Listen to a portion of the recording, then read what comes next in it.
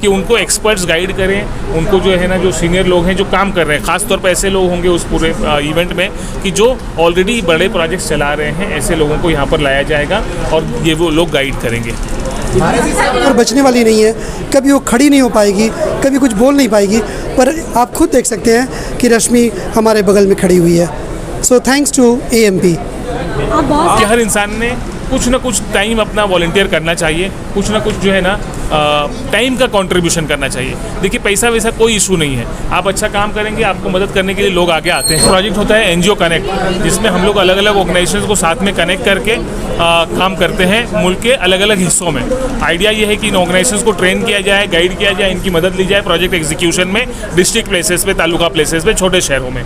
इसी चीज़ को आगे बढ़ाते हुए हम लोगों ने जोनल कॉन्फ्रेंस ऑर्गेनाइज करने का फाइनल किया है। इससे पहले नॉर्थ इंडिया जोनल कॉन्फ्रेंस हमने लखनऊ में ऑर्गेनाइज की थी 4 और 5 मार्च को, बहुत ही कामयाब रही थी। अलग अलग ऑर्गेनाइजेशन के 600 से ज़्यादा लोग 150 डिस्ट्रिक्ट से वहाँ पर उस कॉन्फ्रेंस में आए थे।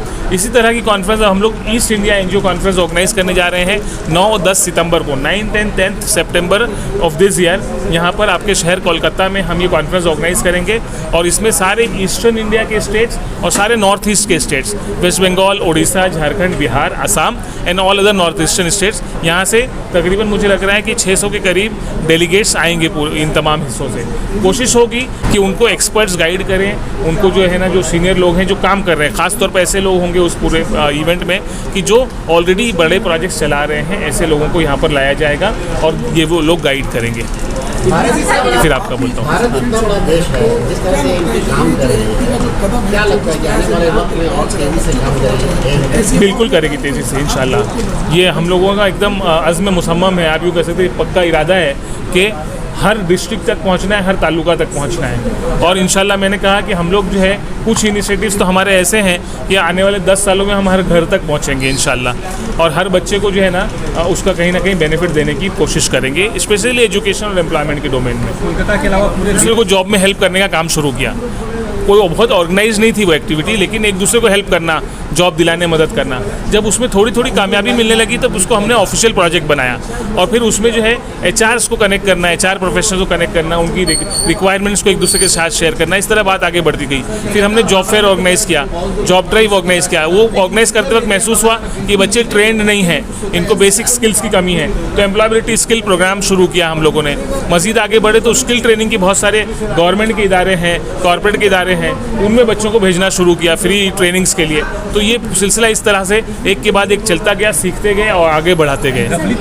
सक्सेस लाइफ में कितने ज़्यादा दिक्कतों का सामना करना पड़ा, क्योंकि तकरीबन 50,000 से ज़्यादा लोगों को जॉब लेने में मदद कर चुके हैं। जो हमारा ये प्लेटफॉर्म है जिस तरह से हम करते हैं, 50,000 से ज़्यादा जॉब ड्राइव से छोटे छोटे शहरों में हम लोग जॉब ड्राइव भी करते रहते हैं। वो बहुत बड़े पैमाने पे होता है माशाल्लाह। एक ही बार में, एक ही साल में तो तकरीबन 100 से ज़्यादा लोकेशंस पे वो अलग से होता है माशाल्लाह। तो बहुत अच्छा सक्सेसफुल रेशो है। आप लोगों ये बता दीजिए कि कितना ऐसा है कि मुझे लगता है ना कि हर आदमी कुछ ना कुछ पॉजिटिव करना चाहता है। उसके बाद जो दिक्कत के तौर पे कोई चीज़ है तो टाइम जो निकालना ज़रा लोगों के लिए मुश्किल होता है। तो हम हमेशा अपने लोगों को बोलते, सभी को बोलते हैं कि हर इंसान ने कुछ ना कुछ टाइम अपना वॉलंटियर करना चाहिए, कुछ ना कुछ जो है ना टाइम का कंट्रीब्यूशन करना चाहिए। देखिए पैसा वैसा कोई इशू नहीं है, आप अच्छा काम करेंगे, आपको मदद करने के लिए लोग आगे आते हैं, लेकिन टाइम देने के लिए कम लोग आते हैं। तो मेरी सबसे रिक्वेस्ट है कि किसी भी ऑर्गेनाइजेशन के साथ जुड़ के कुछ वक्त जो है अपना रोज़ का, जिस तरह हम लोग हर कुछ वक्त डेडिकेट करते हैं हर काम के लिए, इसी तरह सोसाइटी के लिए भी हम लोगों को अपना वक्त डेडिकेट करना चाहिए। और आप अगर अच्छे इंटेंशन के साथ काम शुरू करते हैं तो लोग जुड़ते हैं साथ में। Thank you. इलाके में काम कर कॉन्फ्रेंस हो जहाँ पर पूरे NGOs को, जो नॉन प्रॉफिट्स को कनेक्ट किया जाए और सबको एक प्लेटफॉर्म पर लाया जाए, ताकि जो वेरियस डेवलपमेंट वर्क AMP कर रही है 15 साल से वो आवाम तक पहुँचे, उसका बेनिफिट आवाम ले। और साथ ही साथ जितने भी ऑर्गेनाइजेशन हैं जो ग्रास रूट पर काम कर रहे हैं, काफ़ी सालों से काम कर रहे हैं, पर अभी भी बहुत से माइनॉरिटी इलाके में एजुकेशन की ज़रूरत बिल्कुल है। और भी लोगों से क्या रिक्वेस्ट की है कि लोग आगे आकर के इस तरह से मदद करेंगे। एक्चुअली मकसद तो AMP का यही है कि जो पॉकेट है जहाँ पर अभी भी एजुकेशन सही से नहीं हो पा रहा है, जहाँ एम्पावरमेंट नहीं है, उस पॉकेट को फुलफिल किया जाए। और फुलफिल वही कर सकता है जो नॉन प्रॉफिट ही कर सकते हैं, वहाँ के अदारे कर सकते हैं। तो अगर अदारा नहीं है तो अदारा बनाया जाए।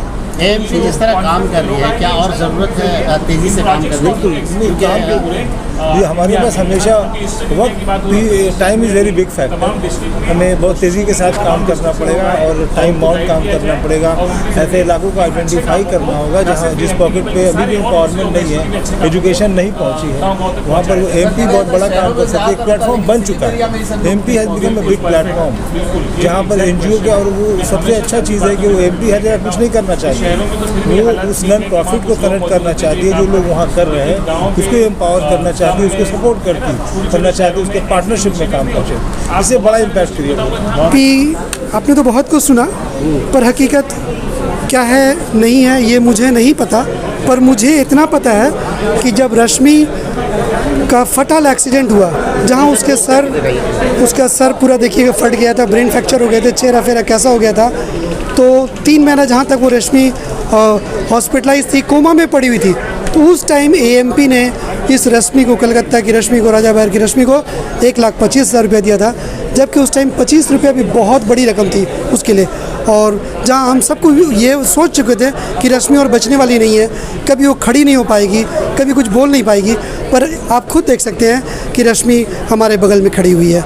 सो थैंक्स टू एएमपी। आप बहुत कहा कि बहुत सारे इदारा, खैर फ़िलहाल हम कोई इदारा से नहीं है अभी, सारे इदारों को मैं छोड़ चुका हूँ, इससे कहीं ना कहीं कुछ मुझे ठेस लगती है सारे इदारों से। छोड़ने का क्या खास वजह है? तो उतने टाइम दे नहीं पाते हैं, और बस मैं एमपी के साथ हूँ, ऑल फेथ फोरम के साथ हूँ, ऑल फेथ मंच के साथ हूँ, बस कुछ सिर्फ इदारे के साथ मैं साथ हूँ। एएमपी को आप किस नज़रिए से देख रहे हैं इन अदारों के आज 3 बजे से 4 बजे तक 1 घंटा, being the director of world championship का डायरेक्टर होकर के, और 1 घंटा टाइम देना, ये मेरे लिए बहुत बड़ा बात है।